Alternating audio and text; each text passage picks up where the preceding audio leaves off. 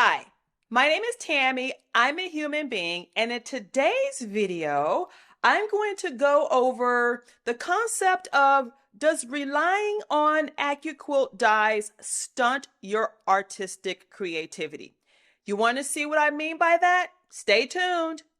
What I have here are two dies from my 6-inch Go Cube mix and match set. Now, when you purchase AccuQuilt dies, you are locked into the shape and the finished size of the die that you buy. However, that should not stunt your creativity nor deter your creative expression. Why?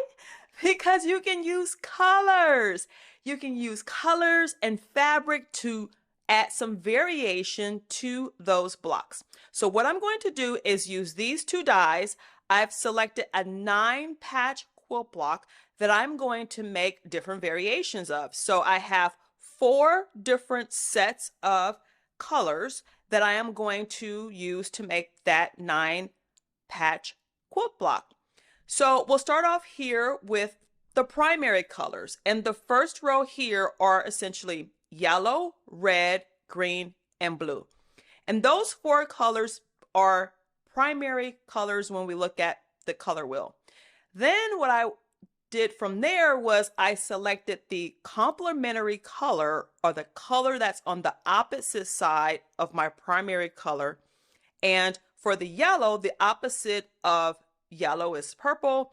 For this sort of red color, the opposite would be this green. And then for this green, the opposite, I select this red. And for blue, the complementary or the opposite color is the orange. I always like to add a white color in because I think that it sort of adds some balance too, and it gives me literally some white space. So I've completed 4 variations of a basic 9-patch quilt block. What makes these blocks 9 patches is that you have 1, 2, 3, 4, 5, 6, 7, 8, 9 different units that have been sewn together to complete the block. So I started with the primary color as the square here, if you will. So I have blue, I have a red, I have a yellow, and a green. And then what I did was I used my color wheel to select the secondary color. So with the blue, I have orange. With this red, I have a lighter green. With this yellow, I have purple. And with this green, I have a darker red.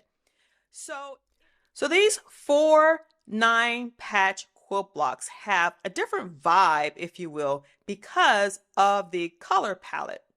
So for example, this one here reminds me, or it feels very cool and calm.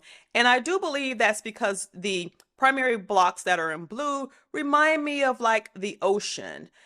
This one up here in the corner feels very energetic. Not only does it remind me of Mardi Gras colors, but the yellow and the purple are just very energetic to me. Feels high vibe. This one here reminds me of, I'm getting a vibe of like garden and sort of spring, summer. And this one down here, I don't know what I'm feeling. If you have any ideas of any emotions that are being sparked when you look at this block, please comment down below.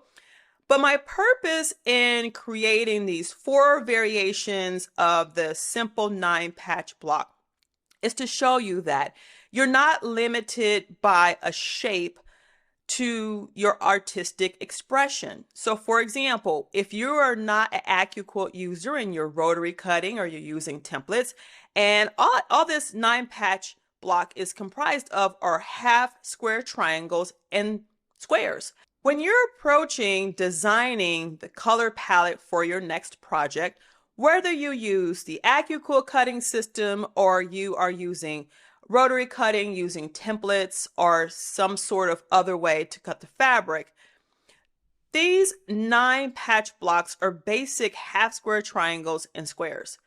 So as you're designing and selecting patterns for your next project, consider varying the colors so that you can have more spice to your project, if you will. I like to use a color wheel just because it helps me. I am what I call color challenged. So I can't just look at prints and go, oh, I know what color blends well with that. I have to have assistance. So whether you are designing a project and you have pre-cuts, like you have layer cakes, or you have charm packs, or you have some fat quarters and you're trying to figure out how things can go together, a lot of times those fabric bundles come with pre-curated fabrics. And so just keep your mind open and go, hey, you know what? I may have some solids in my stash that I can blend in to vary the outcome or the overall look of my project. That's all for today's video. Let me know what you think in the comments down below. Tell me which one of these are your favorites, and let me know if you are using a color wheel or some sort of color system to help support you during your fabric decision-making process. Until the next video, my quilting friend, I will see you, and just keep quilting. Cheers.